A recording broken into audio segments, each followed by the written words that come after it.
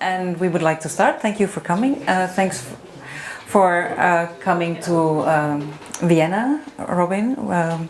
Very warm welcome to this lecture series. I'm very glad that we made an appointment this time. You know Vienna very well, and you have worked here and with some students who are no longer students anymore. I would like to, as this is also going to be recorded, as you might know, you can also look at it again from our website, and because of that I have to repeat what the lecture series is about. First of all, I would like to welcome everybody in the room, of course, and I would like to thank everybody who's involved in the organization. It's always a team working on an event like that. We have Dominik back there, who's also in charge of recording this event, and people in different offices working for it. We have somebody who's in charge of the layout, and of course also the venues are involved. And again, a little repetition next time, and the fourth lecture will not be in this place. Please be aware that it's a different place. It's Breite Gasse 3, Depot im 7. Bezirk. And as you have all studied the program very carefully, you already know that the next time will be Daniel Bauer and then Madeleine Acarin from Wagon Landscape from Paris.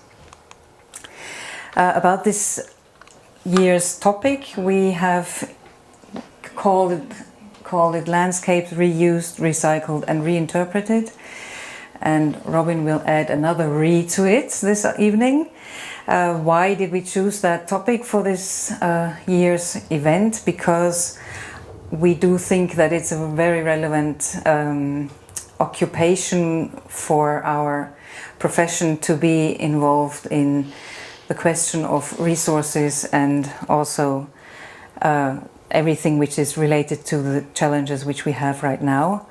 But, and that's a very important point, it's not only about calculating the things we use, calculating the products we need to develop and calculating everything else. It's also about producing a meaning of the place and designing it in a way that it will be not only a reinterpretation but perhaps a re-enchantment. So that's very, very briefly what we aim at with these lectures this year. And I would very briefly also like to introduce Robin, although many of you perhaps, or I have seen that it's true, know her. She's a well-known and renowned landscape architect from Zurich in Switzerland. She has a very interdisciplinary background from her training, but not only, also her projects are quite varied. They are not only varied in scale, but also varied in scope and in the place where they are. They're also very international. And I would like to name just a few disciplines, like she studied art and urban design. Architecture, she worked as an urban planner, so she has the largest scale in her pocket as well. And she graduated as a landscape architect from Louisiana University, is that right?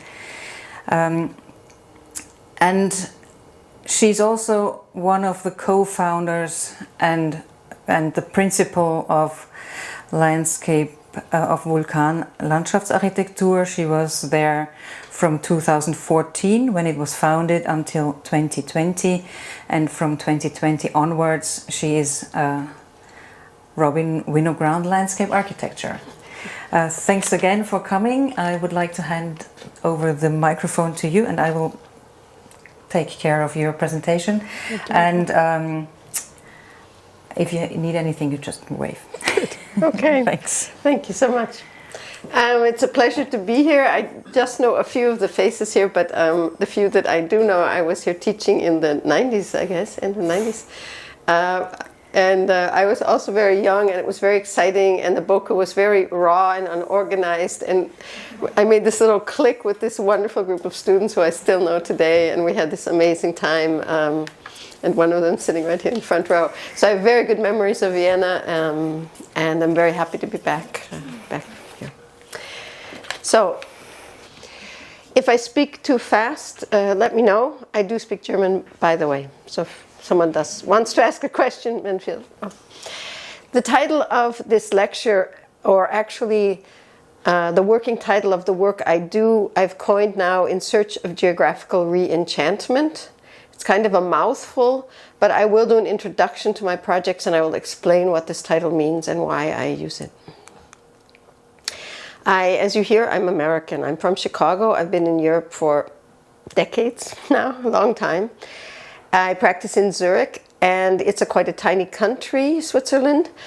They are just starting to build high-rises. It's basically it's been a rural country until very recently, and they're very skeptical of high-rises at all. So they build what we would call the aglo, which is a disrespectful way of saying the suburbs. And it's a lot of sprawl, basically. So in this beautiful country, there's a lot of sprawl, and that's where most of my projects have taken place. When I was a student, I ran into this quote from Le Corbusier, "The purpose of architecture is to move us." And it captured my imagination because I was a lover of cathedrals and Zen gardens and places that were so powerful and had the ability to touch us or to go under our skin. And I thought, well, if it's true of architecture, it must be true of landscape architecture. The problem is architects have generally 4 walls and a roof and can put in the openings as they like, let in the light as they want, make it spiritual, guide you in the spatial sequence, block out the ugly views, etc., etc. As landscape architects, we get what we get. If you have a horrible background, if you have whatever you have, the light flooding down over your space with no light and shadow and no spatial depth, whatever it is, that's how people experience your space. So I thought, okay, great. How am I going to make that happen in urban space? And so I became more and more attached to an architecture clique sort of that works with atmosphere, the atmospheric discussion. I think you know many of them, Peter Zumthor, Stephen Hall, Ioannis Palasma, very renowned people. It's a small group, and I follow their books quite a lot, and I became more and more interested. Also Louis Kahn, one of my very favorites. And I became interested in space, atmosphere, and what happens in our inner self in terms of responding to space. So no longer just talking about the project outside of us, but the interaction between the inner and outer world. And I will go through a couple of quotes to that point. If you think about it, you realize that you don't always say the same. You don't say the same thing in a small room as in a large room. The large and the small room, the tall and the low room, the room with the fireplace and without, all become great events in our minds. And I guess anyone who's ever sat next to a fireplace knows what Louis Kahn is speaking about. For those of you who don't know Louis Kahn, he's one of the most important American architects, building in the 50s, 60s, 40s to 70s, let's say something like that. Remarkable architecture using natural light. Alexander von Humboldt from Germany, in this wonderful book, if you haven't read it, I can recommend it, The Invention of Nature. For a scientist like Humboldt, who was trying to... does everyone know who Alexander von Humboldt is? Okay, yeah. 1700s biologist who basically mapped out ecology and understanding the world from a scientific point of view, but an incredibly artistic, philosophical person. And this is a book about him. For a scientist like Humboldt, who was trying to understand nature, the dualism between the external and internal world, meaning the world outside of us and the world inside of us, was the most important question. Humans were like citizens of 2 worlds, occupying both. So what they're saying, what the author is saying is, already Humboldt in 1760 was saying every time we perceive nature, it's happening in us and outside of us at the same time. Jorge Luis Borges, Argentinian writer, the taste of the apple lies not in the fruit itself, but rather in the contact of the fruit with the palate, meaning the tongue. In a similar way, the meaning of poetry lies in the meaning of the poem and the reader. Same message, all the people. So in my following of this group of architects understanding atmosphere and writing about atmosphere, the editor to a book that came out a couple of years ago had this photo in the introduction with a plea to us designers and planners saying, could you please put more atmosphere in your projects? And I almost fell off my chair laughing because I thought, thanks a lot. l-x.at, 1924, sepia-colored photo of Paris, as if Paris looks sepia color. And that's his example for what we should be doing. But that's how my project sites look. So like, great help, you know. So the question, how do we bring powerful spaces and powerful identity into our work? And I actually, okay, I'm not a fan of doing this, but I'm just going to go back. I forgot, I have two triptychs, this triptych here. What this is basically showing is the movement from an organically grown site to a more and more sterile landscape. And this can be said of our landscapes and of our cities. So the point of the topic in search of geographical re-enchantment is we have a rapidly changing, transforming urban landscape and a rural landscape and agglomeration into something ever more generic, standardized and sterile, and it doesn't have the ability to touch us in any way. And we're very, of course, focused on ecology, we're focused on human rights and social justice and all kinds of topics that we need to be focused on, but somehow this is not being spoken about. And day for day we're deconstructing our placemaking, we're deconstructing our cities into places that have no ability to touch us, they're completely generic. And this concerns me deeply. I think it's a huge problem and I wish it was being spoken about more, and I wish I knew what to do other than give lectures all over the world about this stuff. But that is basically what this lecture is about, are my projects and my attempt to take banal places on the edge of town and try to make very powerful site-specific places that really stay in our memory, give us an experience, speak to us, speak about the history of the site, speak about the contemporary landscape, and all those things. This is a photo on the edge of Zurich that I took with my iPhone. Sorry, I have just checked the time. This is a photo I took on the edge of Zurich, and I love this photo for a few reasons. It's, that's a train track, that's the highway, that's a bike path, a walking path. And what you have here is the water in a concrete and the green pushing up through every little crack it can where the light's coming down. And what I find amazing about nature is its incredible vibrancy and ability to touch us in an archaic way. So the vegetation has its own voice and it's doing its thing and it's very powerful despite this amazing, or what is it called, an orgy of concrete sort of. And the stream the same, it's stuck in this concrete, but no matter what, these reflections, the changing of every moment to moment, as Louis Kahn would say, no moment is like another with natural light. These reflections, they carry their own sort of magic with them. And this is the voice of nature and its ability, one of the abilities we have. When I was working on a project, which I think, maybe it's in tonight, maybe I threw it out. It was an expo, the Swiss expo, which we were able to win with my former office.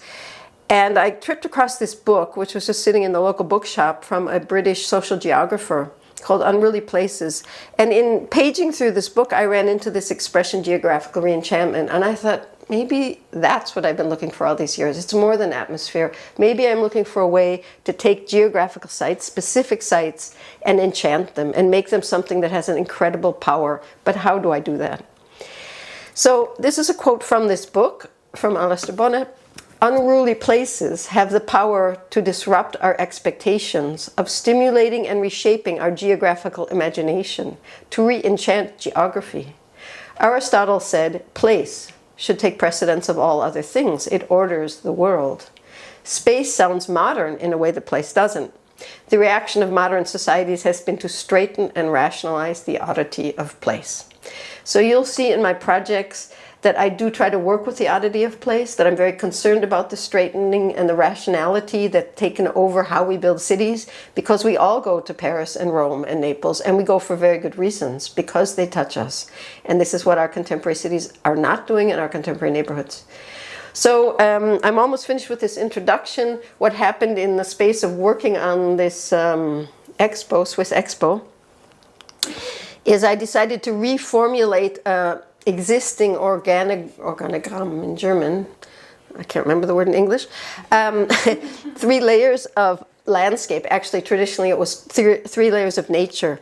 And as you all know, the natural world is the underlying carpet. It's under our cities. It's the topography. It's the power of raw nature, wilderness. It's the geomorphology and its materials, stone, water, wood, in their raw form. And these have, in my opinion, a voice of their own. It has a voice that's able to touch us. And I will show you this in my projects. On top of that, as we all know, the cultural layer, that's what human beings do with this landscape. It's urban, political, social, cultural landscape made by society, etc. And above it, in the original scheme, above it were the gardens, which the author said that's the first nature, the second nature, and the third nature are gardens because they're not functional. They're just meant for aesthetic beauty and to enjoy. And I decided, okay, let's stuff that in the cultural layer because I need an imaginative layer. I think every time we experience landscape and place, urban or rural, it's about also the personal sphere. It's the intellectual, the emotional. It's informed by memory, experience, and longing. And if we don't talk about that, then we're missing half the story, which we heard from Borges and all these other quotes. So to wrap up this introduction, these are in my words about the title of the lecture and the projects I'm going to show. In Search of Geographical Re-enchantment is not about nostalgia, prettiness, or being emotional. It is the search, using projects as concrete testing grounds, to suss out the poetic potential of a site, with the ability to fascinate, engage, defy expectations. It aspires to create memorable and specific places which serve as catalysts of our imagination.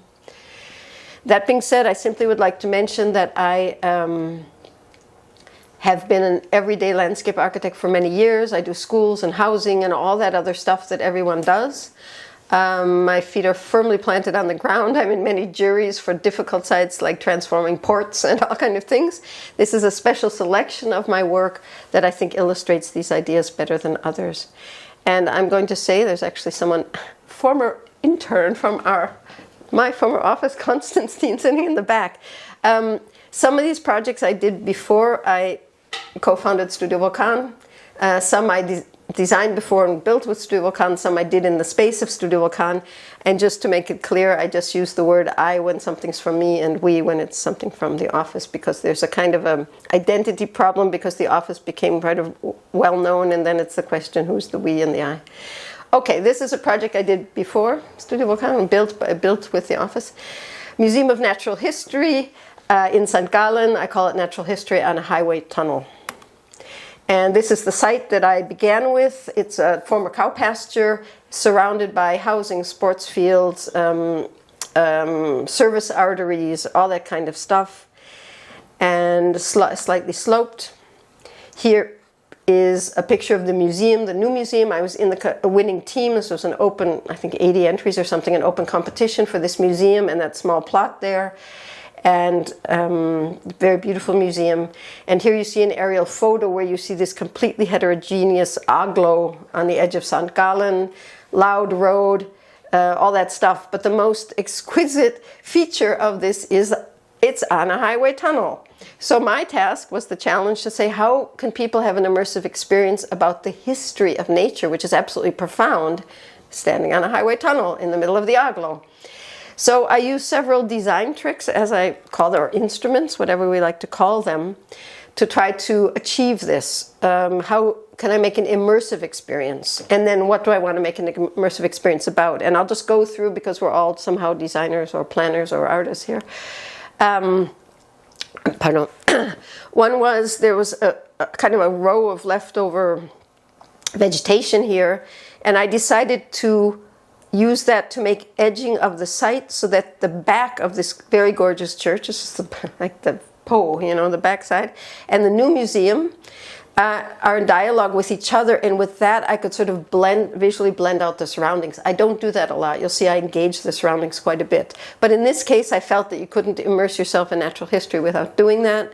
The second is I decided to cover the entire park with very coarse gravel so that you can walk on, there's just one path, it's for wheelchairs, but you can walk anywhere in the park, which means, I don't know if you know the phenomenologist Maurice Merleau-Ponty. He talks about participative perception, meaning Participatives Wahrnehmung, meaning we participate in our own perception when we're in a place that engages us.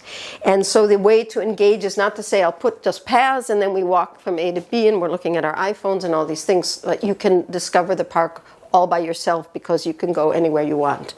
And the third instrument I used are these, which you can see already are kind of interpretation of stepping stones. And I found out that stepping stones are about several thousand-year-old instrument for gardens, because what they do is they bring your attention into your feet and into your body, which one can call embodied experience. And so you're forced to look where you're walking. And there's one amazing characteristic of the human nature, which is we can't put our focus on two things at once. We might do multitasking, but we can only focus on one thing at once. So in that moment where we watch where our feet go, we are placed in that place. We're not on our iPhone, we're not somewhere else. And so these are the three instruments I use to try to embed people into the space. And these giant stepping stones, up to 7.5 meters long, became an exhibition which was strewn about like clues to natural history in the park. So you're looking at it here, freshly planted, 40-degree summer day. This is the plan of the project. Oops. And here you see kids using these giant stepping stones as a play element, which I like to do, a lot of play and a lot of social uses. I've worked a lot with environmental psychology. I'm very interested in how people perceive space. And I'll just flip through now a series of photos and mention what you're looking at. I went to a stone quarry nearby where they have the local stone, and found out I could get all this rubble for almost no money at all, because it was just the leftover from their carvings. And I said, actually, I went to look at something else and I saw that and I said, how much does that cost? And they said, you can have it for free. It's the garbage. And so that's how I ended up covering the entire park in this beautiful greenish gray limestone. And what fascinated me is the cultural natural discourse. So this is an artifact from historic buildings, and almost all historic buildings there are from this limestone. And so I was allowed to take some of the broken artifacts that were lying around also for free, and I decided to put them next to each other. So you see the natural stone and what the cultural level has done with that.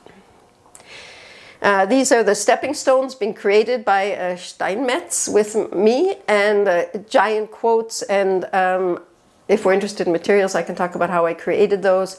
And the idea is you walk, this is the path for the handicapped, but you walk over these stones and all kind of information comes. This is a quote from Darwin. I guess you all speak German. I don't have to translate. Nix im Leben ist beständiger als der Wandel. And I thought, thanks Darwin, that will help people understand. That's the first step into the history of nature, is that. There's nothing as constant as change.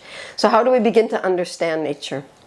Then I found out, I learned a lot on this project, the entire region, the other main stone is called Nagelfluh, which is a conglomerate stone, conglomerate. And so I found out, by doing this work with the Steinmetz, I found out that actually concrete is nothing more than the man-made version of Nagelfluh. So I said, oh, that's pretty cool. I'll take these giant stepping stones and I'll hammer them so they look identical to all the cliffs which are all around us in the landscape here. And then I'll put in Holzlatten and Drehmatten. Like, I'll put in all these cultural elements and I'll press them in as well. So we immediately have also the discussion between natural and cultural, and we understand a lot more about how we build also with concrete. I worked intensely with the experts of the museum. Eastern Switzerland used to be a tropical ocean. Hardly anyone knows that, in fact. And these were all the creatures that lived there at one point. So I cast fossils with these experts and put them into the stepping stones. And there were saurian, not dinosaurs, but the other kind of saurian. So you trip across giant thighs and eyes and all these things. And the point is that it's a non-linear story. I don't put up paths and then there's a poster telling you about the natural history. They can do that in the museum. I wanted it to be an adventure where you discover it for yourself. So you trip across all of these elements that are then in the museum, and you say, well, what's that? What's that? This is the woods on the edge, just filling in at that point. It takes 3-4 years till it fills in. The ferns are coming up. It's becoming quite wild, and I wanted that wildness. Here's some more fossils. This is an animal, not a plant. It looks like a plant. That's again the Darwin quote. So the stepping stones become sort of an exhibition under the open sky. These are terms that I was able to look at in their literature: supercontinent, Arktisches Alpin, metamorphosis, all words that I felt would, I call it a catalyst of imagination. They would spark your curiosity. What's that? What's that? And what I like is I made the letters about 30 centimeters large. So you're walking on the text. You're walking on the material. You're walking on Darwin's quote. And it's going into your body. And you're somehow being in relation to this. So again, stepping out of the rational mind into the place. Here you see it, I think 1 or 2 seasons after I planted. The patina setting in, the concrete's beginning to erode, which I like very much. I also worked with the geologists about the site, and just to say, I grew up in Chicago, where there's an amazing museum of natural history, and never ever could get the geological time straight. It was like 200 billion trillion years ago. Whatever. I'm going to break the entire history, geological history, down into just 3 eras. Kreidemeer, Mala, so that's the folding of the Alps, and the ice site is when the glacier melted. And interestingly, I was talking to the geologist, and I said, well, I want to grind up all these great stones. You have blue, red, yellow, black, white, and put them in the concrete. And he said, no, we only have beige stones here, beige and gray. And I said, well, then why, when I go to the river, am I seeing red and blue and all these colors? He said, those are the stones that rolled down from the neighboring cantons during the ice.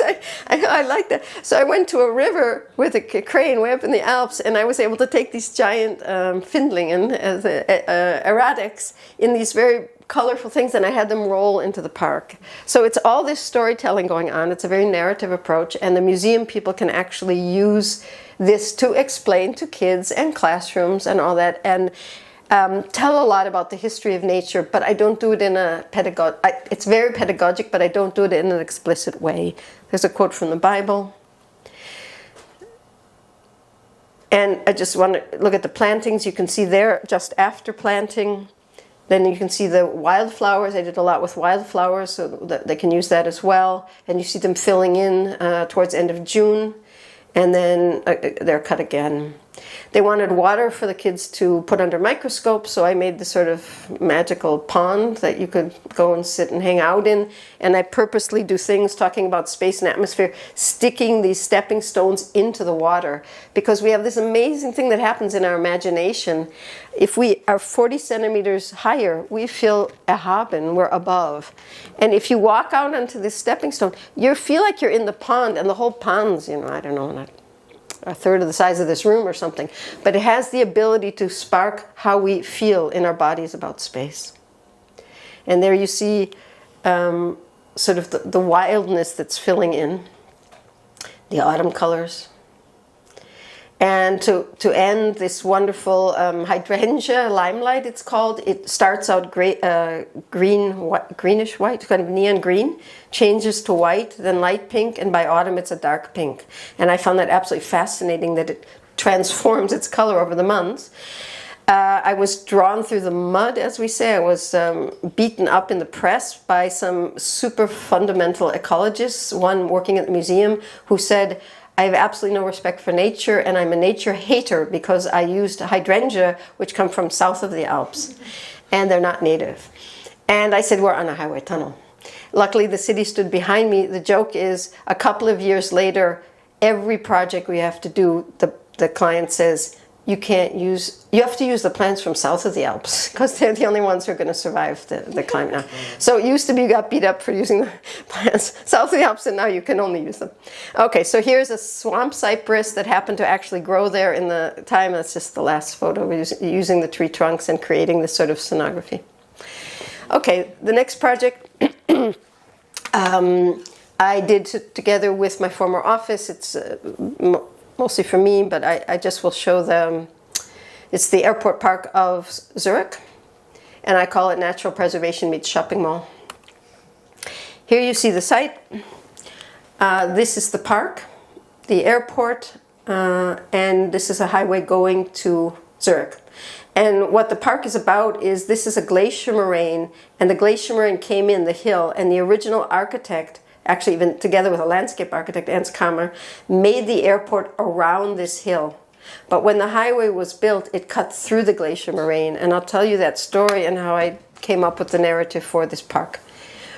This is the competition model, just so you can have a sense of this hill. That was the competition site. It was an international competition. And this is a new building, which you'll see in a moment. Here you go. This is an 8-story high new shopping mall, conference center, hotel, office complex. Here's the airport to the left. This is from Rika Yamamoto, the Japanese architect. And here you see our park in the back. So going to the site when you have competition in Switzerland, there's a Begehung, everyone goes to the site, all the teams. And when I went there, I took these photos and I thought, wow, this weird leftover fragment of landscape has a very bucolic look. And I went and researched Swiss paintings and I said, gosh, they look almost the same as the Swiss paintings. That's pretty powerful. But usually the park looks like this. So how do you make a park for thousands of users per day and make it something powerful when it's so banal? There's another photo I just took on my iPhone, basically. And what happened is, I'll tell the story in a moment, but these are artificially planted woodlands and artificially planted wetlands. And here you see the parking garage of the airport with the advertising. And you see it all juxtaposed over each other. And that is what the ÖGLA is about. So if we go back to the quote, unruly places and oddity of place, it's this kind of frictions that I'm quite interested in and what they do with us and how we work with them. Very important was, because no one could get to the place, it became ecologically very high valuable and it was put under ecological preservation. Do we say that? Ecological? What's the word? And we needed to keep that ecological value. We could move a few things, but almost nothing. We could make not even a meter more of paths than used to be there. And so we had to figure out a strategy to work within that space. So basically, I looked at 2 conceptual building blocks, I would say. I just want to make sure you get the picture that I need. No, okay, I'll show it here then. And the first one, from the storytelling, this building's called The Circle. This is a hill, and I propose to make a circle of trees, a tree ring. But it's 200 meters in diameter, so it's at the scale of landscape, the scale of a glacier moraine, the scale of an airport, the scale of the ÖGLA. It's not cute, it's not small. It has that muscle that landscape has. And it's also a hieroglyphic. When you fly over, you see it, everyone sees it, and everyone knows what that is from all the different countries and languages that come. So it has this, and it also defines the tree ring, the woodland ring, and it defines a kind of a clearing in the center, which is not a place, but a hill. So you're on a hill, in a ring. It's all kind of strange, but I found that a very fascinating history. The second history is I went into the historical maps, and in 1936 you see the glacier moraine, you see how the airport was built around it, and then how the airport began to bite into it, and in the 70s the new highway to the airport. Because they cut into the glacier moraine, they had to do compensation, so they artificially planted woods and wetlands and fields of flowers, Magerwiese, etc. And because no one got there, as I said, it was put under natural preservation. And I found that story extremely enticing and extremely true for the ÖGLA. So I said, okay, I want to tell this story moving up in the vertical layering. You have the archaic Swiss glacier moraine. It's somehow very urig Swiss. Then you have an artificially planted Swiss woodland. It's Swiss, sort of, but it's also artificial. And then you have this layer, oh, I forgot to say that. They took the excavation from the highway and plopped it on top of the glacier moraine. So you have the glacier moraine as this urige Schweizer level. Then you have the trees, and then you have this completely weird sculptural topography, which tells the story of the excavation and all that. And then I decided, so as long as we're going vertically, I would like to include the sky in the storytelling, because it's what airports are about. It's the same sky that connects all of us on the entire planet. And I would like to make the sky into a physical experience, but usually we think of it as a void. There's nothing there. So what are you going to do to make that happen? Here a few visualizations from the competition. We needed a way to get handicapped people up, and we chose a funicular, and it was my intention to take concrete and really beat on it till it kind of demonstrated the glacier moraine, but the airport board was very picobello, and they said no, it has to be very, perfect. The trees, almost every tree there is short because of the height, maximum height at the airport, but there's one little corner that has high trees, and I said, okay, let's go for broke and make that into something. Somehow you feel embedded in the woods, you feel lost in the woods. And I did a series of interventions in the woodland ring, but we weren't allowed to have any foundations, we weren't allowed to, there was the Auflagen, the things we weren't allowed to do, the list was so long. So you had to just do tiny interventions and be very clever, because you're going to have 1,000 people up there, I don't know, having parties and grills and doing all these things and spending their lunchtime. It's like, what are you going to do for them? So I made a pavilion in this little forest grove. And I said, okay, how can the pavilion be something that engages the woodlands? And I said, okay, it's raised, first of all, so it becomes a place. It's not just the ground. It's somehow already like a carpet, raised carpet, which, as I said, the body responds to. And I'm going to have this, this boden, sorry, hello, the floor, walk up the hill. It's going to start walking up the hill towards the, wait, there's something, I need a, oh, it's coming up, sorry. Okay. I'll just go into, so just to say what I tried to do in all the interventions in the woods, this ground plane walks up the hill, it creates a stage, people can be down here, they're seating, and I exploded the roof so that it frames the sky. So it's always, so you're always engaging in the sky, in the woods, through the pillars, and so there's a whole lot going on, and I'll talk about it more in a moment, but how can each element absolutely engage its surroundings? And then here at the sky platform, this visualization shows I couldn't decide if it was better to make a reflecting plane so the sky would be under your feet, or what was out of my window at the office was some steam, and it was always taking the color of the sunset, it was taking the color of this, it was taking the color of everything that happened in the weather.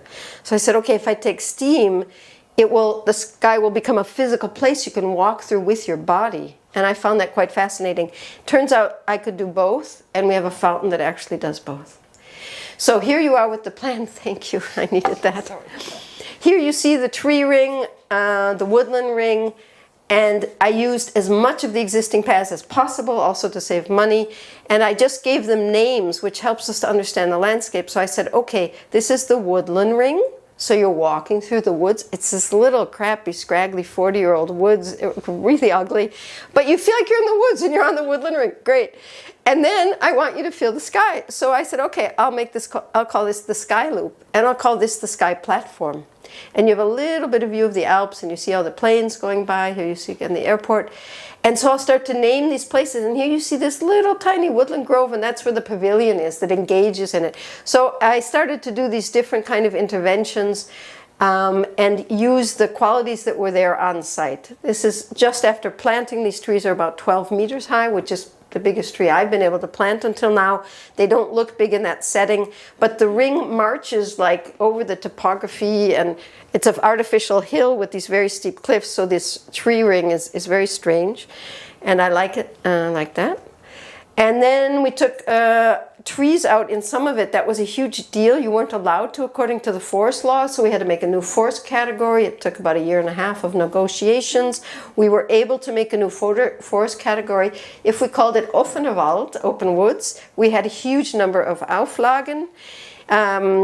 If we called it, lichte Wald, then it was an official category and we couldn't do anything.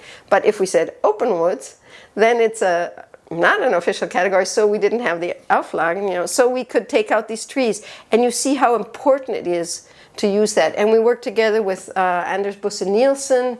He led the Waldlabor in Sweden for many years. Maybe he's been here, maybe not. He's quite well known. And he helped us, he's a Danish guy, and he helped us to conceive of these things.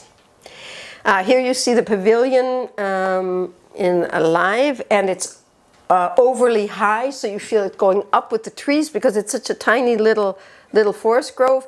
And of course, you always have in the background this absolutely sterile ÖGLA office building from the famous Japanese guy.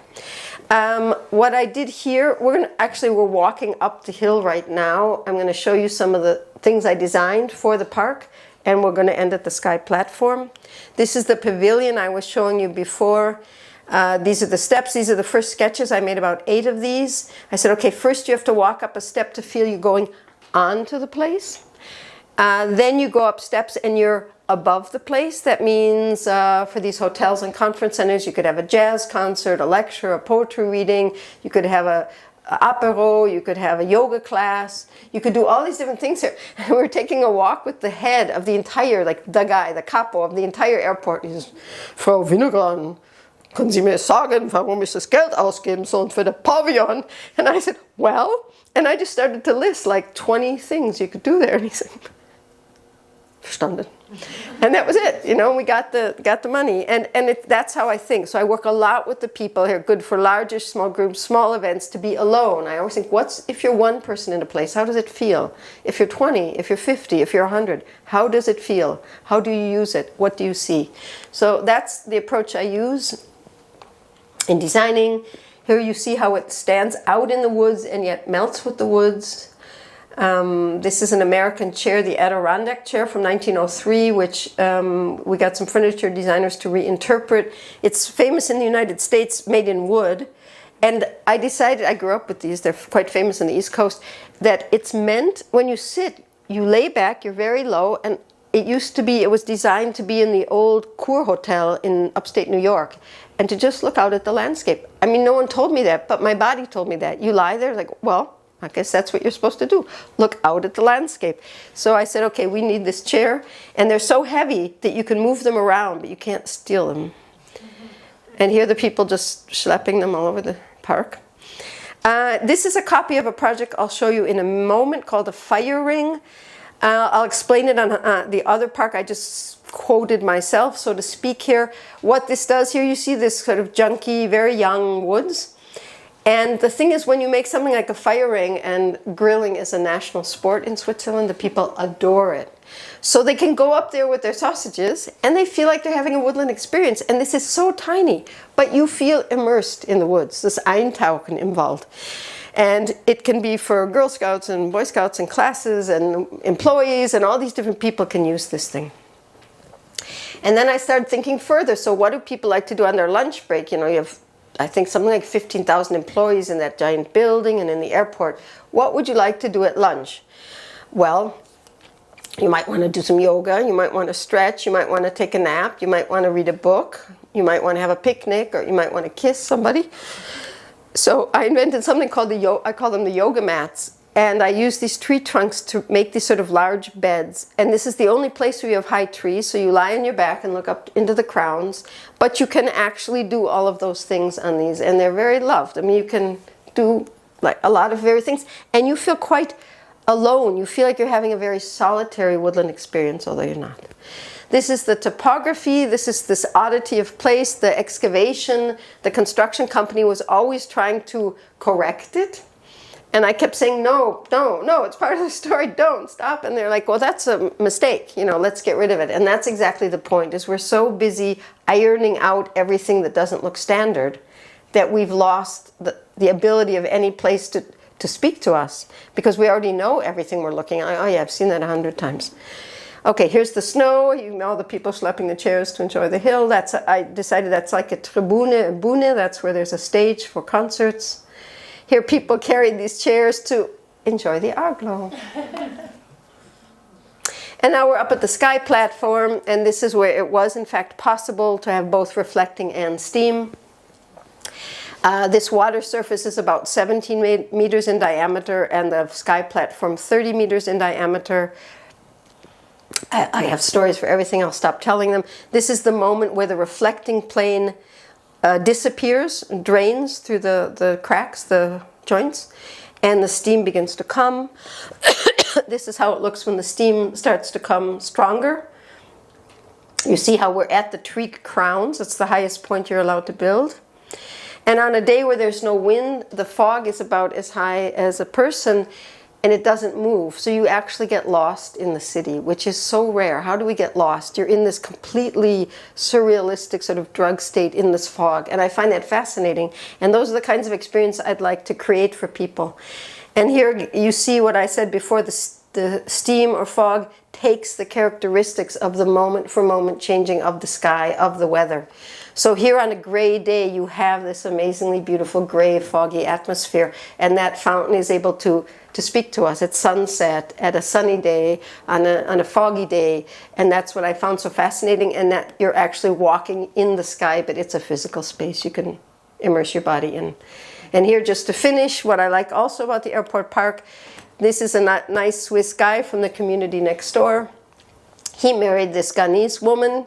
They had a baby. His mother works at the UN in New York. So she's flying to the airport from Ghana to New York, stops in Zurich. They're wearing their traditional clothes. And this is a place where all these cultures can come together and meet and have this very simple experience of nature. We're going to go on to a much heavier project, and after that I just have some small ones I show you. One moment.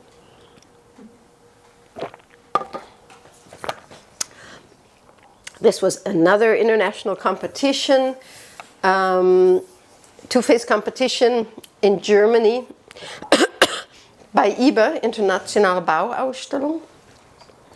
And very, very exciting to be able to have won this competition. It was a strange topic. This is a Nazi military base. These are the leftover fragments.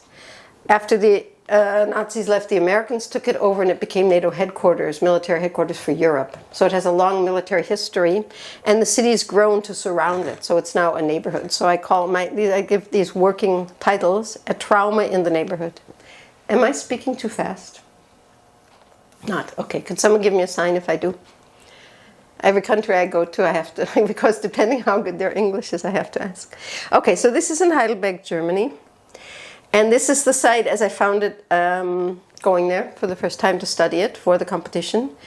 Overgrown, abandoned. This is the entrance with this, from the Nazis built facade. These are oversized soldiers guarding it.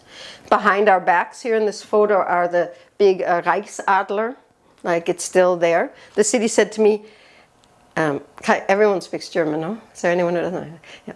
Frau Winogrond, müssen Sie diese Adler haben oder sollen wir die wegwerfen? I said, I think they're a bit too important to throw away. Could you keep them? We'll put them in the project. So, okay, this is the entrance. You see the Americans, very sec, very dry, Campbell Barracks. This is the other side of the building.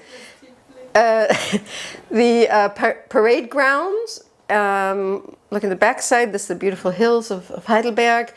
When I got to the site, there was all this fabulous vegetation. Of course, they came and cleared out the oddity of place. So that's not healthy, that's not okay, that's wrong. And they cleaned it all up. But I would have used a lot more of these qualities if I had been able to. Just a few impressions of the site: communication tower from the Americans, control cabins, the rubble from it was just abandoned when the competition took place. So I had a particular connection. There were 27 teams from Spain, Belgium, Germany, Switzerland, 3 teams from Switzerland. And no one quite knew what to do with this place. People were trying to think, oh gosh, I don't know, well, paint it all pink. One team did that. One team made all stripes to connect the ground plane. And I had maybe the lucky card. I had lived in southern Germany. I understood the mentality. I happened to be American, so it has a kind of a connection to the American qualities. And I happen to be Jewish, although I have absolutely no connection to the Holocaust. But I had a connection somehow to the history. So when let me see what image I want to show you for this. Well, basically, each team of the 27 got a little brochure from the Denkmalbehörden with some pictures, the Nazi soldiers and the Reichsadler and the weird old furniture from the Americans. Everything they left behind was in this little book. And my imagination just went wild, and I thought, I want to tell the story of this place. I'm going to use all these artifacts that have been left there, like relics, and recycle them into a storytelling about the history of the place. But being that I'm an insider, I can use it with I can do it with humor. And I don't think, the Germans, they weren't using humor to talk about it's. So who can do that? As we say in the States, someone who's from the Black American culture can make jokes about Black American culture because they come from the inside, or the Jewish humor is a very black humor because it's been a very difficult history of that culture. So I was twisting that into a kind of a humorous storytelling of the place that allows it to be accessible for the visitors who come. So I think that was my lucky card, and that was able to be communicated to the jury. And I said, okay, we're going to make this into a park of encounters, Park der Begegnung. And I tried to define what all that could mean, like your Begegnung spontan, informell, flüchtig, Gemeinschaft, Kommunikation, Gedankengut, Geschichten, Menschen, Flora, Fauna. What are all the ways this park could become that? And there were 3 basic categories: soziale Begegnungen, historische Begegnung, and kontextuelle Begegnung. How does that relate to the new housing neighborhood and the barracks? And all I'm going to talk about in this lecture is the historische Begegnung. So I just made up again my storytelling, and I said, there were all these things there, elements of power and control, and I'm going to transform them into elements of social encounter. And some of them were there before the Nazis came, and the Nazis confiscated them, so to speak, and I'm going to give them back to the German folk. So here's the examples. That the oak is a famous symbol for thousands of years of strength and power. The Nazis confiscated it, put it into their logo. I'm freeing it and giving it back. It's the main tree of the park. The same with the eagle. It's a thousands of year old symbol for strength and intelligence and all these things. Nazis confiscated it. I'm giving it back to the German folk. I'll show you how when we see more. Control cabins, military symbols of power and control. These are the American control cabins. They can become places of communication. The walls and the fences can become places of encounter, etc. So I went through a whole storytelling. And here's some of the artifacts you can see. This is the furniture that the Americans left behind. I found it really like kultverdächtig. I thought it was pretty cool. I said, okay, we take that too. I mean, they're really literally who wants what? People were stealing the stuff before we even got to build it. Like, what happened to those great tables? I don't know. People took them home. It was really, so, and they had these wild lamps that I thought were pretty cool too. And they had tons and tons of surveillance cameras, which I thought should be also power and instruments of power and control, and turn into social encounter. Here you see the park in its basic configuration. This is the parade grounds. This is that entrance plaza I began with. That's the main entrance building. That's where the soldiers are. This is the old riding grounds. Then this little connector. This is an old park for the Nazi elite. They could have dinner there and stroll there. This all becomes part of my storytelling. So I won't go into details, but very important to this is the question, how do you connect all these fragments to make it into a park? Because usually when we think of a park, it's a space. And so if you have all these fragments, what do you do with them? So we invented this thing called the red band, and the red band connects and frames the bigger spaces and connects all the spaces so that you're walking through history and through a park. A few of the competition visualizations. This circle is actually 90 meters in diameter. We just shrunk it to even get it in the visualization. This is the park that I just spoke about, doing very little, very tiny interventions where people can appropriate the spaces, but leaving what's there. And I'll explain that the same. Leaving what's there is the main, also basically the concept I came up with was, I want every one of the main spaces, the main identity is going to be the military identity. And then suddenly I'm going to put all these new contemporary social uses, play, seating, meeting, all these different things, and I'm going to tuck them into that identity. But I'm not going to compete with that identity because that's the storytelling and that's what's important. Reitplatz becoming the Kulturplatz. I also use naming again, just like in the airport park. That's the Paradeplatz. And I called it Das Forum. I mean, it's flipping it from a place where you demonstrated the power to a place where you have discourse, dialogue. That stayed the park. This is the Kulturmarkt. And now I'll go through some pictures of the built project. Here you see the Paradeplatz, and this circle which breaks from the very symmetrical military parade grounds. It's shifted off center from the axis. The green around can be used for picnics, for meeting and all those things. This large space can be used for festivals. They already have some festivals there. But also for all kinds of activities that the people think up themselves. And interestingly enough, what I did, let me see, I don't always remember which pictures I have in. The original Paradeplatz was 110 meters in diameter. It's very big. What I did to find the size is I said, I want it to be smaller, but so big that it's creepy, that it doesn't make you feel well. And exactly that difference, like maybe 75 meters in diameter, would have been like, oh, it's a plaza. So I made it big enough that you'd say, what happened here? It feels awkward.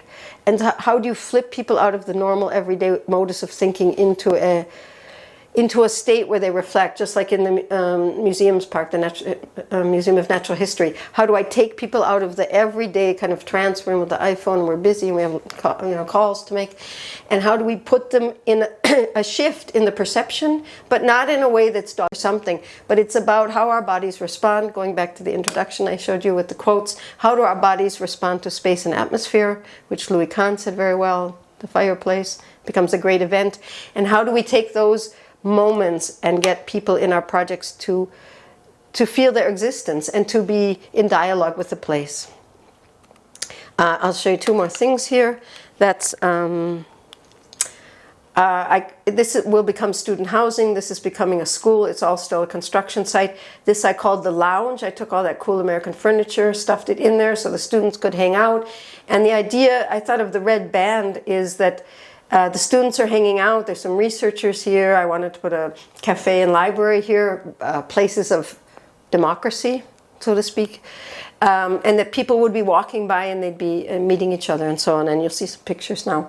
That's a scheme. I just tried to communicate the four main spaces, the red band, how it connects. One of the really interesting things was taking all of the pavement from the Nazi period, from the American period, grinding it all up, shredding it and pouring it into a new concrete, and that's the red band. So you're walking on history as you move through the park. These are the material tests. I found that one brought out these natural stones and weird concrete. This is the final result. We could only afford 80 centimeters instead of 5 meters.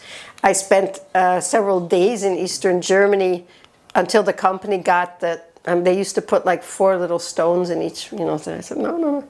So that took a lot of time to develop. Now you see the vegetation freshly planted there. The size of the site. Fountain where the kids play there. This is the park, that elite park. I took a lot of the stones that were also on site and made these little, what I call living rooms, little places where the people meet, and used the existing paving to make these little circular elements in the park. And here you see the collage. I used these collages. A wonderful former employee was able to make these collages. It took a long time to find a language that tells about the social uses of each space. And you see the lamps and the furniture. There you see. And getting towards the end, these were the control cabins that you saw. Every car or truck that came had to go past about 10 of these control cabins. And I said, okay, I'm going to take all of the radii, the idea that you go and then you had to turn left and right and go to, keep showing your passport or whatever. And I said, I'm going to take those radii of the movement here and spin it out into this crazy playground. It's absolutely huge. And it's going to be full of Spielwelten. So there's like Versteckgarten, Klettergarten, that's the chill lounge. That was from the participation the teenagers wanted. There's a Bühne, a Schaukelwelt. There's all these things happening there at a very large scale. And we said all the artifacts are going to be painted sepia color. So it's something like memory, like rust, something, faded. And these will become play elements, the control cabins. This is the Versteckgarten. It's just freshly planted. Those are all hazel and flieder. They'll all become big. And the kids love to run through these earth things. This is the chill lounge. It's 30 meters in diameter. It's a pillow, and you can lie on it. It's springy, and you can lie on it and have picnics and hang out. And that's what all the kids from the high school next door come and hang out there. Stage for elderly kids to make little theater plays, whatever. And to finish, the last thing, this is a kind of furniture that I saw in San Francisco and Rio de Janeiro from the 1970s. And I liked it because you put together these pods and you make a seating landscape. So I said, okay, that should accompany the red band. It's the new layer, the happy, colorful layer. It will accompany the red band. And you'll have people hanging out there having fun, lying. You have different heights. And then other people will walk by in the red band and they'll start chatting with you. And that's how you create neighborhood, and that's how you create community. So you're seeing here the entrance plaza of, again, the very first photo I showed you with the big soldiers, this Nazi facade. And I proposed in the competition that this would be, I called it the vitrine. This is the place where there's a big street here going into the center of Heidelberg. And I wanted to do something special there that would address the park, which is virtually hidden behind this big building. So I collected all of the surveillance cameras from the park, and I put them on 4 platforms. And I decided to make a sound installation. And these 4 platforms display 4 eras of history. This is the war, post-war, Cold War, and post-Cold War. And I spent about 1.5 years working with historians to collect sound fragments of these different periods, so that instead of reading a poster about the history of the site, you would have a direct personal experience of original sound fragments of Hitler, of the concentration camps, the Nuremberg trials, but also the everyday. I said you can't split the everyday in the military, because a soldier goes home at night and has dinner and they put on the radio and they're listening to chanson or whatever. So I'm going to put it all together, the everyday and the military, in these 4 eras. And you hear a development when you walk through. There's 11 sound loudspeakers, and you hear a development from an authoritarian government to a moderate, friendly occupation by the Americans, to a Cold War student protest, social protest, all kinds of things. Gunter Grass. I mean, there's a lot of interviews, nightly news, and all the eras, the nightly news. There were the RAF, the communists, had a bombing right here on this plaza, and you move to this kind of chaos, to this individualism. So you hear society changing. I'll put in a few pictures. This is all still construction site going on. They're renovating the school. And this is, I found all these signs in a cellar, and they're in English and German, and they're quite funny, so I put them in there too. And I made this on purpose, this extremely bizarre juxtaposition, this Durcheinander, oh sorry, that's Schweizerdeutsch, but this Durcheinander of cameras. These are the existing surveillance cameras, all the elements of power and control, the soldiers, the control cabin, the sign, and then listening to these things, which we're going to put on now.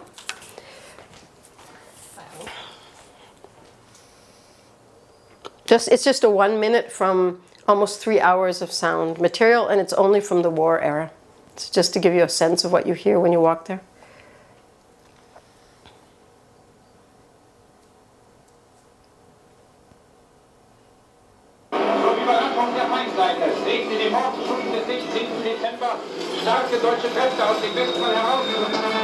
Wir lassen uns das Leben nicht verrichten. Heimat, Heimat.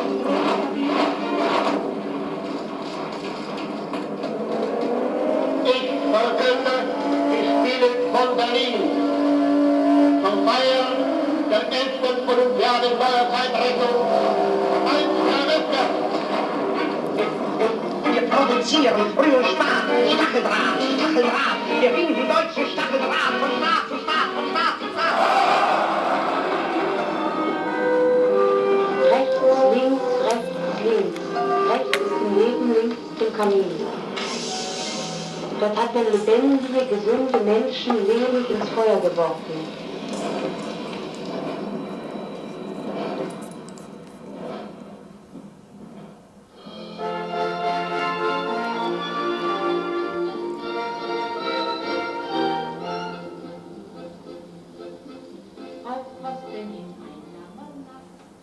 Okay, so Escape?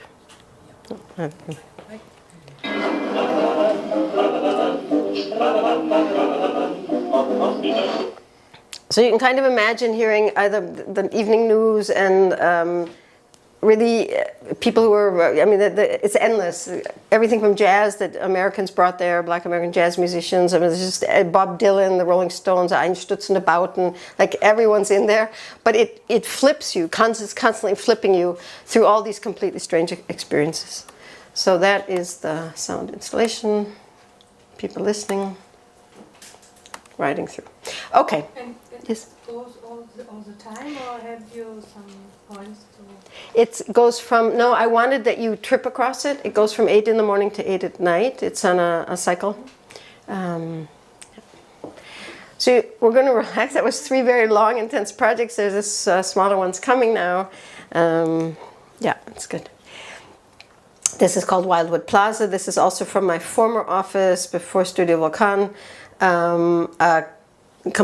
A community near Zurich came to me and said, could you do something in the woods? And I said, like what? And the guy said, like, to have a woodland experience. Okay, great.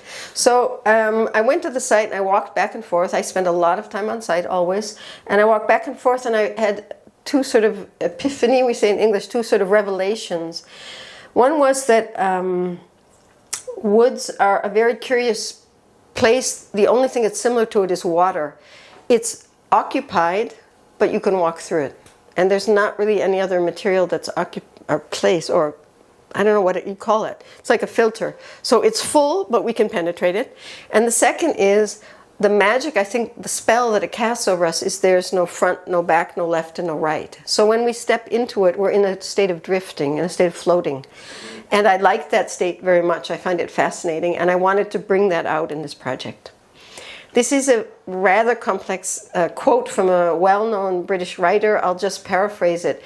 What he basically says, it's very beautiful in English, but I won't do that to you. But what he says is, there's nowhere else in the world where none of the ways we can capture landscape are invalid. They just don't work. The camera can't capture the woods. Painting can't capture the woods. Writing can't capture the woods. And he's a writer.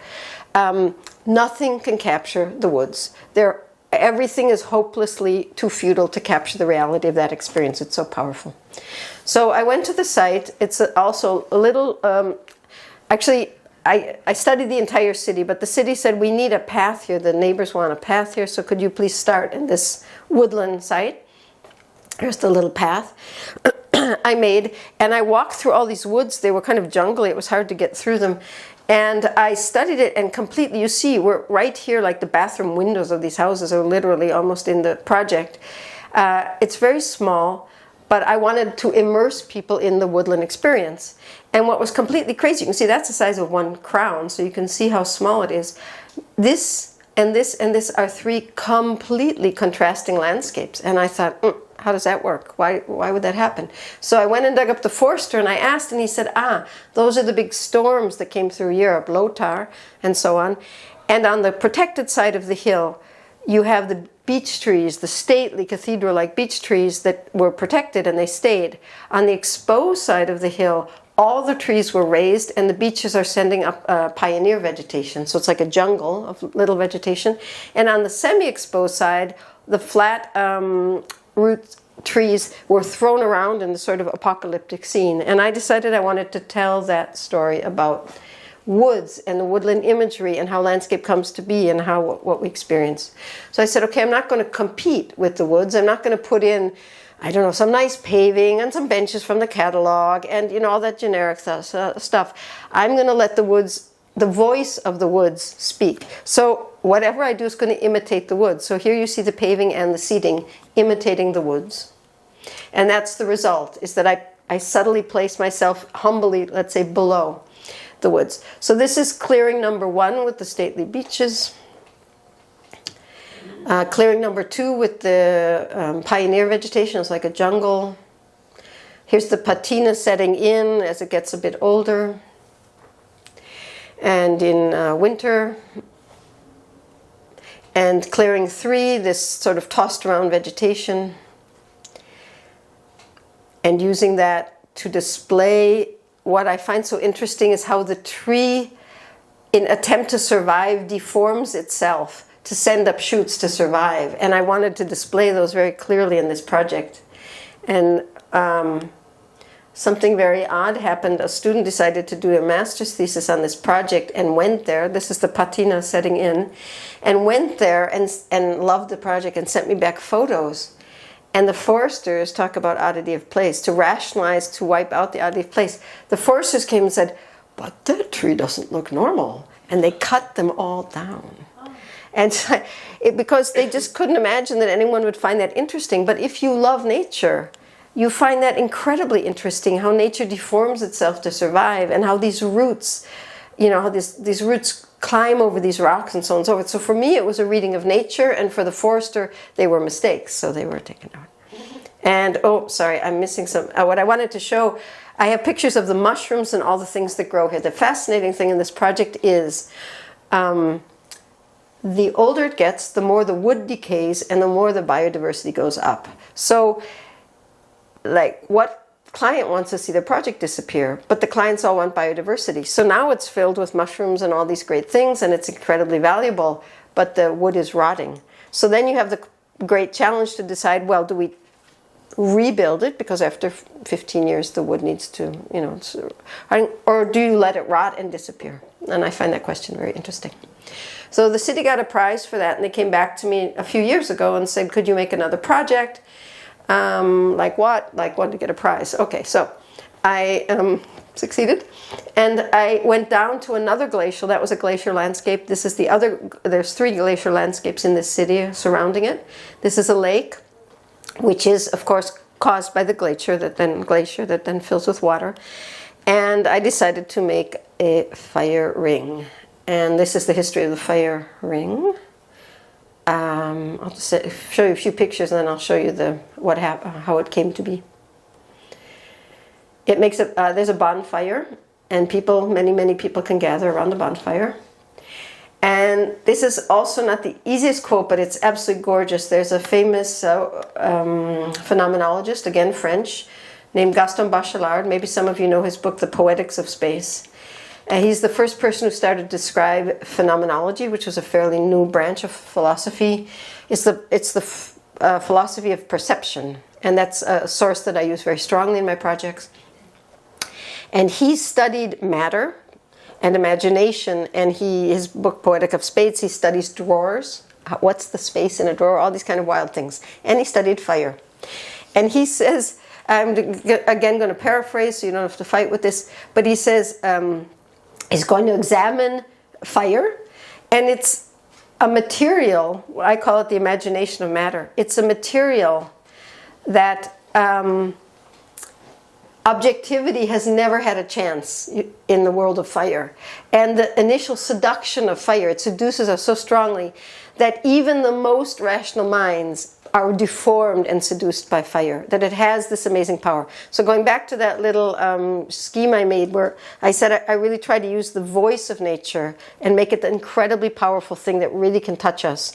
And that was in Wildwood Plaza, or in the Sky Platform, or in this project I'm about to show you. And I also tried to use the cultural voice, like the 2 chairs looking out at the ÖGLA. I tried to make that into very, very strong experiences, and not just say, oh, it's a normal place, like normal benches, and there's some normal trees and normal paving, and it's all going to become normal. And so I really tried to find out how fire had the ability, this power that we know from using fire to make public space. And so this is what he says, this is the problem presented by the psychology of fire.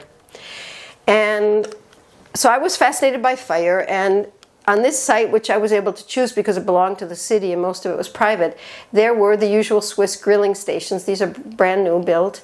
And in Switzerland, and I don't mean this to criticize the culture, but it's very different from the one I'm from, you never would grill or sit down at a table with anyone who's not your direct group of friends or family. So if someone's grilling, you don't go there, it's finished. And I decided I'm American, and I like, well, it's quite different attitude. And it's kind of my fantasy of the cowboy ring, the cowboy fire ring. Like the cowboys are all sitting around and anybody walks by and they say, hey, do you want a sausage? Do you want a beer? And that's kind of how it is in the States. Like, oh yeah, come join me. No problem. So I decided I was going to make a grill station, but it was going to be for a whole community of people. And instead of having just a little grill, it was going to be a bonfire that would have this power of the fire. And I call it like moths to a fire, that people are moths to a flame. Moths are drawn to light, and the people would be drawn to this powerful element. So that is how that came to be. I decided to use the same material as Wildwood Plaza. These are tree trunks, cut in different ways, and to create a large variety of social settings. So let's say here's a little group, maybe someone puts their feet up, the other one puts the wine glass or the laptop, you're sitting with different friends, you can lie down. All these different social settings can happen, and 100 people could be there, or 1 person, or 15, and you could relate to the people or not, but you could be in your own group. And I'll go through and show you the different kind of uses. I went to, again, I'm glad you speak German, because when I show this in other countries, they don't know what that means. Again, thinking of every chance to make the voice of nature and natural materials come out. So how do we work with wood? And I went to the forester to choose the trees to cut, and he had a bunch of logs lying around with the surface. And I said, wow, that's so beautiful. How do I make that? How do I tell the people cutting how to do that? He said, oh, das ist, wenn die Mitarbeiter schlampig sind. So I said, well, okay, I like it. So I said, oh, this is super schön. So right, super schön. Okay, so we give it to the guys and said, could you please cut it like that? And that became the surface which lets the wood speak. And you see it here, and it's much different than if you had polished it, or let's say made it very, very flat. And what happens is this large wood is temperature neutral, so it doesn't get cold, it doesn't get hot. And it's great for the bathers who are there. And so you love to lie on it, like in your bikini. It's something like a sofa. You can really just lie there, and on this, it feels soft even. And another way of expressing the wood is there were certain trunks that had these wonderful trunk portions down at the roots. And I said, let's keep those so that you feel the wood in its power and in its voice as well. So there you see it. And something happened that I did not plan, and I love it. I put these stones around so you could sweep the ashes in, maintenance, like einfache Unterhaltung. And the fire heats up the stones. So when the evening becomes cool and the bathers have to go home, instead they sit around. This is just a casual photo that we could take. The bathers sit around on the stones like floor heating. And they can be naked, and it's cold in the air, but they're sitting around the fire in this warm stone. And here you see, you can have a party. Let's say one group's having a party and the other is not.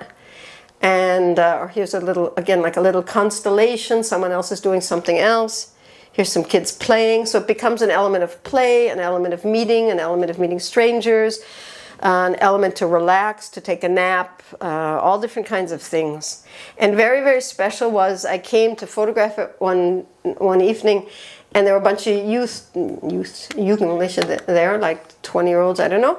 And I said, excuse me, do you mind if I take some pictures? And they said, why? And I said, well, I designed this. And they're like, this is Schweizerdeutsch.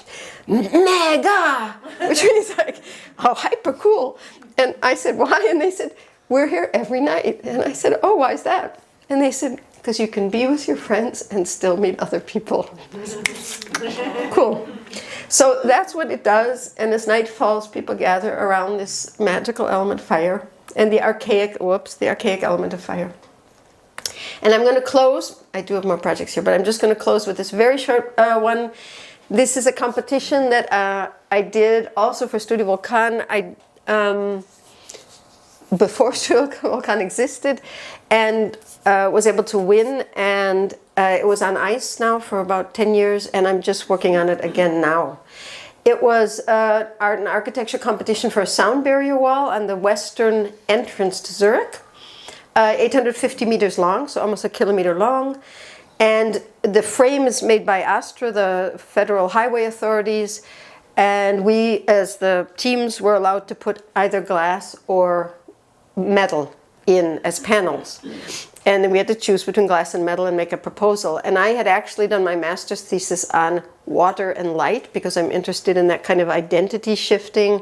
Just super quickly, without going into too much theory, water and light are fascinating because neither of them has a visual identity of its own. The water is trying to steal its visual identity from its surroundings, and the light, we only see light because it falls on other objects. It means it's stealing its visual identity from its surroundings too. So when you put them together, you get these completely, they're both trying to steal the identity from the other. And we don't know that, but that's why it's so magical to look at it. So I had worked a lot with glass because that's how I was capturing the light. And I thought, okay, etched glass can capture light. And it can show us light, and it can show us changes in light. So if we were to make this wall from etched glass, it would capture the city and what's happening.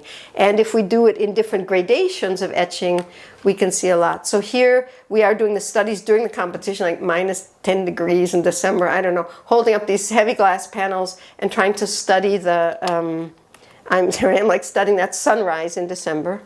And you see how the sunrise becomes abstracted. So we're experiencing not sunlight, we're making again the shift of perception. We're not just looking at, oh, the sun's rising. We see that every day. But all of a sudden, we're experiencing the essence of sunrise there. So again, giving natural elements a voice and giving that the power of that natural element to go under our skin. I began the lecture by talking about the banality of the ÖGLA and how that's where most of my projects are. This is the site. We know that kind of site. How do you make something powerful? My working title is The Poetics of Infrastructure for this project. There's the site. It's the skinniest project I ever did, 50 centimeters by a kilometer. And these are just the kind of the, typical buildings. Here I am studying the site, writing notes on a sketch. And going through, like, this is, I guess, sunrise still, I believe. And going through all this different imagery. So here we are studying in the second phase. We got into the second phase. And here are the 6 degrees of etching. And I'm driving back and forth and I'm studying what happens to our everyday, like quotidien, what happens to our everyday built environment when we begin das Verfremden, das Unschärfe. And I realized that a lot of filmmakers use Unschärfe as a tool to shift our perception again. So here I am doing this shift of perception to say, how do trees look when you just get the essence of autumn color or of whatever it is? Documentation of all the studies going on, and I'll just flip through some of them. Last quote, John Cage. Do some of you know who John Cage is? Yeah.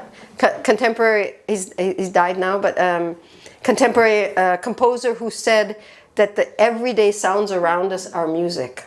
And I found this quote while I was working on the competition, and it captures somehow what I wanted to say, and so it's very beautiful. I'll end with this and I'll show you some pictures of the project. There's no such thing as an empty space or an empty time. There's always something to see, something to hear. In fact, try as we may to make silence, we cannot. This silence almost anywhere in the world today is traffic. If you listen to, this is the clue. He was a very, very funny man. If you listen to Beethoven, it's always the same. But if you listen to traffic, it's always different. So he was making a plea that we actually listen to traffic. And I thought, yes, that's what I want to do. So I wanted this traffic artery to become something worthwhile. And here I am again. This is a hill, actually, in the landscape. Autumn leaves. Office building. Lights going on at night in the office building. Traffic lights of the cars and trucks. Sunset. Artificial light and natural light together, traffic as night falls, vegetation behind the wall with traffic lights. Oh, and I will not show you this port, but basically, I'll just jump to the, I would love to show you this project, but I won't. And here's the cool one. This is the expo. Sorry, I thought my thank you sheet was, this is also, oh no, sorry. I had a sheet that says thank you, but I guess I passed it already, so I will never mind. That's in Hamburg, okay. Oh, I don't know where my sheet went that said thank you, I lost it. That's it, I'm going to end here. That's my attempt to make the voice of nature come out in the urban environment today, and how to make places out of our very simple, normal built environment that have hopefully the ability to go under our skin. Thank you.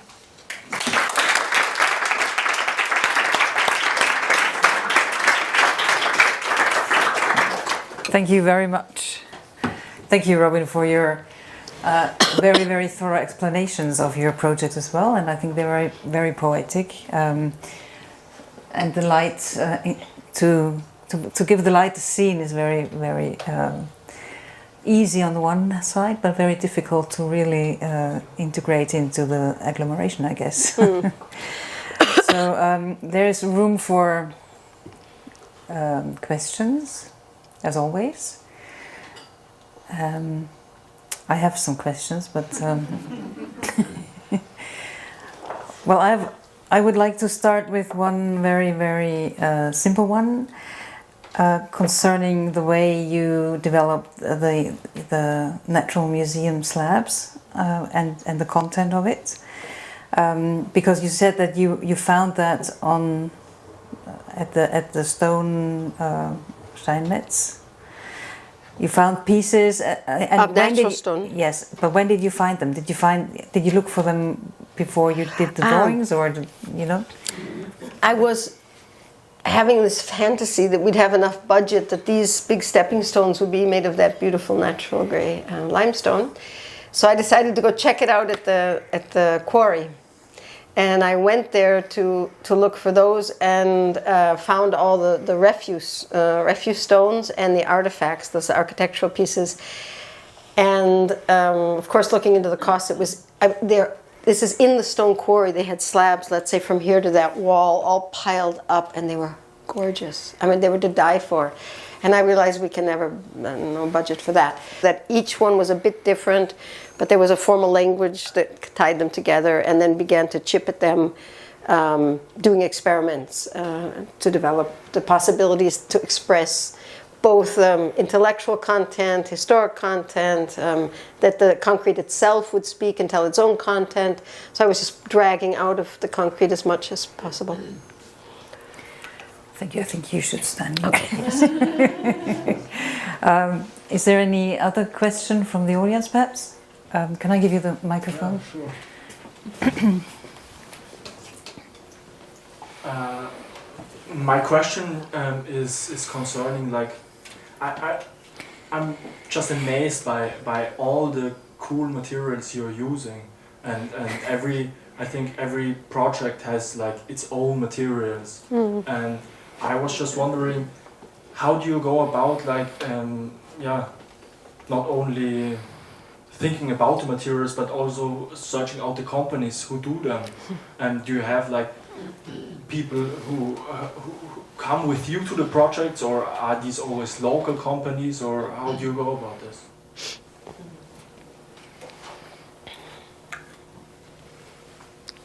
We do have a second one, but it's a great question. It's a very important question. There's a great advantage to spending many years in a certain region or city or territory, because you do start to know certain people doing things. But I have to say there's a kind of also a certain amount of luck in it, and also you can have very bad luck. I mean, I didn't tell all the bad luck stories, plenty of them too. It's very, very worthwhile to have a network, and I think it does take an incredible will. That Steinmetz, it was just some hippie guy in the eastern part of Switzerland with a long ponytail, and when I asked him, I said, I have this idea. How did I find them? Like, somebody gave me somebody, names, calling all over Switzerland. I find this guy, and I meet him, and I say, I have this park with this concrete. Could you, to be Steinmetz, chip away, and there's quotes, and there's fossils, and everything. He said, of course I can't do that. I mean, it's huge. It would take all my capacity for the next 3 months. I was like, Gregor, really? He's really an artist almost. I mean, he does Steinmetz, but also so in love with the material. And I'll think about it. Okay. And then at one moment he said, okay, and I don't know who else could have done that. I really don't. Maybe anyone could have. I've never worked with Steinmetz before, but it was beautiful. He just sat there. I have pictures of him just sitting on the ground with his ponytail, like 8 hours a day, with and it was gorgeous. And some things didn't work, and we made a lot of tests, and we brought the city and all these people to look at it with us, and it was a long process. And I do know that the way I work is not always that profitable. because it takes that intensity. Like that project also, the park you're talking about, or the park I'm mentioning right now, that one, it went on hold for a couple of years because the highway authorities, we were in the construction drawings. I'd like worked on it for 3 years or something, and we were in the construction drawings, and the highway authorities decided to, they knew the whole time that we were planning a park. And then they said, oh, wir machen eine Probe des Tunnels. The problem is the highway authorities inherited all the tunnels. They were a new organization. They said, okay, wir machen eine Probe. And then they come and say, you can't build a park on that. It's too thin. Like, excuse me, the park's done. We're going into construction. And so it took years to fight with them and prove. I had to prove. It took me like a year and a half of research to prove to them you could build a park on this tunnel. It was actually no problem. How much does a tree weigh with snow? And going on and on.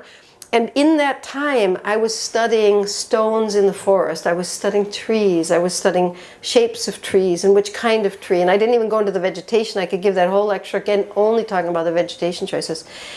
And in that time, I could develop so many ideas, photographing things, studying. And I think that's an advantage to being an artist, is they take certain topics and work for many years. We have to do like a topic there, a topic there, a topic there. And so I guess it's my deep joy, but I hang out on my sites. I let the sites speak to me. I walk around to similar sites in all different countries. I think about it, I photograph them. And slowly it starts to become clear what is the potential. That stuff doesn't fall from the sky. And when it starts to become clear, I start to search for the people. Who knows a great technical sound person who can help me do that. So it is, you have to love, I think that's what artists do, you have to love the research. You have to love the adventure. And you have to find the people who really speak your language and care. And I have found many people ask a similar question in another way. They say, how do you convince clients to go there with you? You know, why don't they just go like, ha, what's that? And I said, you know, if you explain it really simply, like Louis Kahn, who I gave the quote from, he has a book called Kindergarten Chats. And I've only read part of it, but the idea that what we do if we explain it like a kindergarten chat, sorry, I'm going a bit away from your question, but it's related. But just, yeah, but well, it's all kind of tied together. The point is, and I'll just finish it. When I was a teaching assistant in Stuttgart, where I know Antje from, we went to visit Peter Zumthor with our students, who I had at that point never heard of it. And he allowed us to go to his studio by chance, some fluke. He said, I don't even know why I'll let you come. And then one student said, excuse me, how do you know when you're doing something right or wrong or strong? And he said, it's Durchschnittsbauch. You feel it in your intuition. And what I learned is we all have that in us. And I use principles that are human for everybody, no matter what country you're from, no matter what age you are. A forest is a forest. A sky is a sky. A sunset is a sunset. And I use that. So when I do this, just to say, how do I find these people to work with me? Or how do I get the client to say yes? And I explain, you know, this is the power of these things. And I generally get a huge openness. So I dig up these specialists for each project, but I can gather them because they get then excited about the material, and then they get on board, and then they say, well, that's cool, and they're very proud after, and a lot of these prizes have won awards. And then they're very proud, and they come to the openings. So anyway, it is about that. It's about all of that. It's about finding a language that's so inherent in the human existence, and also social behavior and all that, that you actually get everyone on board, including all the craftspeople and the tree nurseries and all that stuff. A long answer, but it is part of one process, I think. Well, So you need long air for this project, for this kind of project. I think It can depend. Sometimes things fall into place easily, sometimes they don't. I mean, breathe. Dauer. Yeah. okay, talking about Dauer. I think. Little comment. Oh, sorry. Yes. Oh yeah, it's nice to have some questions. I just think it's really funny. Maybe you intended it, but the last project is exactly what we are looking at for the last. I don't know how long we are Yeah, that's here, right. 2 hours, but the windows are. Yes, that's pretty cool. That's very funny. Do you want to? I think it's nice to have two. Would you all like to stop and we go have a glass of wine, or would you like to hear one or two more questions? Oh, well, I think we should have a glass of wine, perhaps. Vote for the wine. Should we go talk at the bar? Is there anything else you would like to ask now? I have a question. Okay. There was in the projects you didn't show us, but you just flipped through. There was a picture of the Silvesterklausen. Yeah.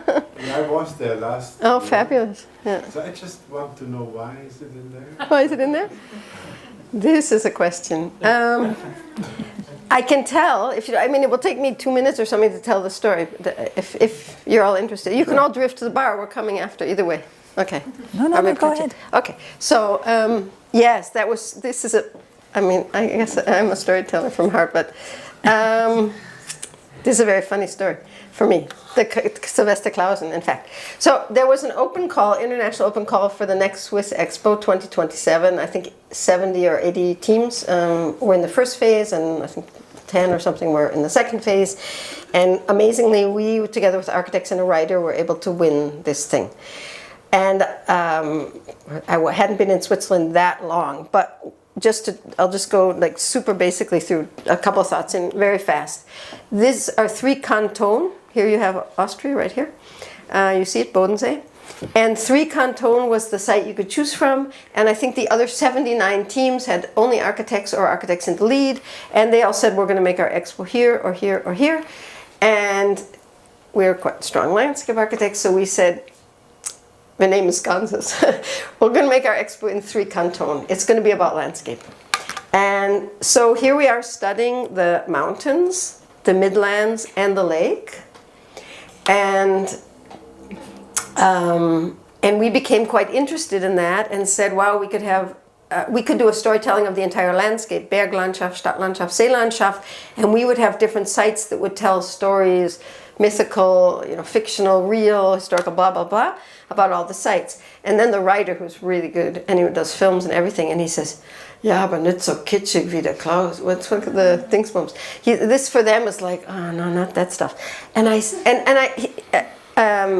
said, well, what do you mean? What are you referring to? And he said, I said, show me some pictures of it. He was, and he pulls, I think I got these on the internet, but basically he pulls out these pictures, and I'm like, this is amazing. I mean, look at that. You have hats. They're wearing landscapes on their head.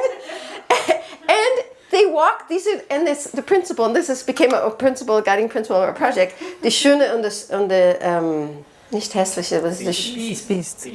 Beast. Yeah. And I found that fascinating because it describes, for example, the mountains in the Sublime. It describes the ugliness of the Aglo, of the Rhine Valley, of all these things. And I said that's a principle we could take for today, is this contrast. And so actually, the more we got into it, the more we got excited and said, okay, it can be part of the project. But it was very funny that the Swiss guy at first is like, no way. And then as me as a foreigner going, well, wait a minute, could we look again? So that's okay. Well, anything else? No. Well, thanks again for your very profound lecture and the questions, the answers. Thank you for the questions. And I have the pleasure to announce the event of the Landscape Architecture Prize for students and young graduates, which is going to be held tomorrow. Was heißt denn Preisverleihung? Award ceremony. Award ceremony and party is going to go on tomorrow from 7 o'clock in the evening in Kollektiv Kaorle, and we will all be on a happy island, I guess. That's the topic of this year. So thanks again, and next time we meet in Depot. Okay.